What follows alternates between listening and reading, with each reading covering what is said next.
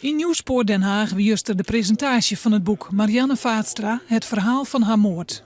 De schreeuwer Simon Fuik had van het begin al aan de zaak volgen. En Peri Lien is er vregen om het boek te schreeuwen. Bouke Vaatstra en minister van Justitie Ivo Opstelten kregen het eerste exemplaar. Nevens de schreeuwer is de belangrijkste conclusie dat er beter tocht worden moet onder familie van slachtoffers van een misdrijf.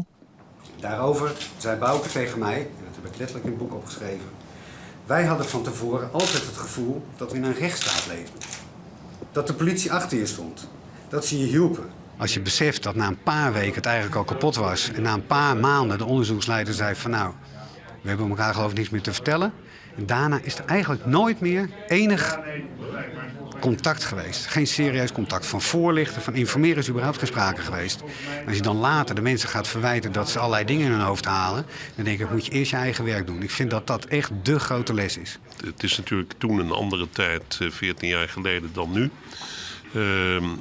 Wat we daarvan leren is ook hoe je dat onderzoek doet. Nieuwe techniek natuurlijk. Het DNA-verwantschapsonderzoek, wat veel later pas mogelijk bleek te zijn. En natuurlijk ook duidelijk wat naar voren komt. De aandacht in het strafrecht en in de strafzaak voor de nabestaanden en de slachtoffers. Bouke Vaatstra is blij dat het verhaal op skreun is. Nou kan er definitief een punt zet worden. Ik kan ook eens nemen ik wil.